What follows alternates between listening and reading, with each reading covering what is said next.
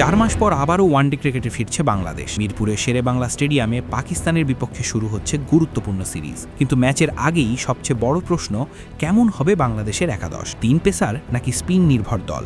Middle অর্ডারে কে সামলাবে innings? আর সবচেয়ে আলোচনার বিষয়, 6 নম্বর ব্যাটার হিসেবে কি সত্যিই ফিরতে যাচ্ছেন আফিফ হোসেন? চলুন জেনে নিই কেমন হবে বাংলাদেশের একাদশ। দীর্ঘ সময় টি-20 ক্রিকেট খেলার পর অবশেষে আবারও ওয়ানডে ফরম্যাটে ফিরছে বাংলাদেশ। আগামী 11 মার্চ মিরপুরের ঐতিহাসিক শেরেবাংলা ন্যাশনাল ক্রিকেট স্টেডিয়ামে 3 ম্যাচ সিরিজের প্রথম ওয়ানডেতে মুখোমুখি হবে বাংলাদেশ ও পাকিস্তান। এই সিরিজে বাংলাদেশ দলকে নেতৃত্ব দেবেন অলরাউন্ডার মেহেদী হাসান মিরাজ। পরিসংখ্যান বলছে মিরপুরে প্রায় 4 মাস পর ওয়ানডে খেলতে নামছে টাইগাররা। শেষবার 2025 সালের অক্টোবরে ওয়েস্ট ইন্ডিজের বিপক্ষে এখানে ওয়ানডে সিরিজ খেলেছিল বাংলাদেশ।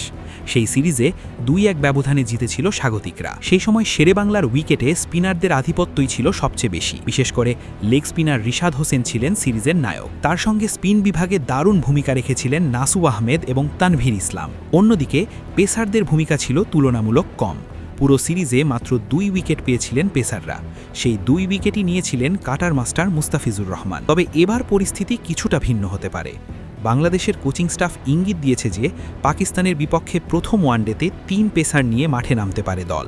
যদি সত্যিই 3 পেসার খেলানো হয় তাহলে একাদশের সমীকরণ বদলে যেতে পারে। ধারণা করা হচ্ছে পেস আক্রমণে দেখা যেতে পারে অভিজ্ঞ তাসকিন আহমেদ, বাঁহাতি পেসার মুস্তাফিজুর রহমান এবং আরেক বাঁহাতি ফাস্ট বোলার শরীফুল ইসলামকে। তবে বিকল্প হিসেবে আলোচনায় আছেন তরুণ গতির বোলার নাহিদ রানা। তার অতিরিক্ত গতির কারণে পাকিস্তানের ব্যাটিং লাইনে চমক আনার পরিকল্পনাও থাকতে পারে। স্পিন বিভাগে প্রায় নিশ্চিতভাবে দেখা যেতে পারে অধিনায়ক মিরাজ এবং লেগ স্পিনার রিশাদ হোসেনকে। এখন প্রশ্ন হচ্ছে, বাকি 6 জন ব্যাটার কারা হবেন? বাংলাদেশ দলের প্রধান কোচ ফিল সিমন্স ইতোমধ্যেই জানিয়েছেন উইকেট কিপার ব্যাটার লিটন দাসকে মিডল অর্ডারে খেলানোর পরিকল্পনা করেই তাকে দলে ফিরিয়ে আনা হয়েছে।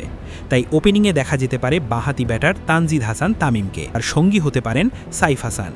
ডানবাহাতি এই জুটি শুরুতে ভারসাম্য আনতে পারে। 3 নম্বরে থাকার সম্ভাবনা বেশি নাজমুল হোসেন শান্তর। 4 নম্বরে দেখা যেতে পারে ইনফর্ম ব্যাটার তৌহিদ হৃদয়কে। 5 নম্বরে খেলবেন অভিজ্ঞ ব্যাটার লিটন দাস। তাহলে প্রশ্ন থেকে যায়, 6 নম্বরে কে? এই জায়গাতেই সামনে আসছে একটি চমকপ্রদ সম্ভাবনা।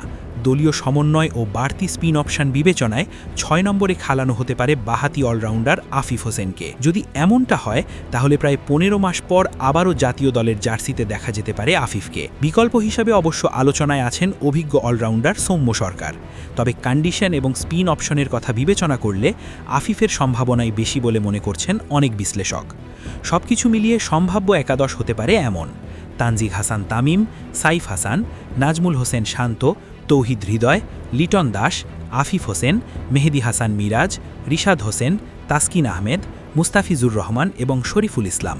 এখন দেখার বিষয়, শেষ পর্যন্ত টিম ম্যানেজমেন্ট কী সিদ্ধান্ত নেয় এবং পাকিস্তানের বিপক্ষে এই কৌশল মাঠে কতটা সফল হয়। কারণ মিরপুরের উইকেটে সঠিক একাদশই হতে পারে ম্যাচ জয়ের সবচেয়ে বড় চাবিকাঠি।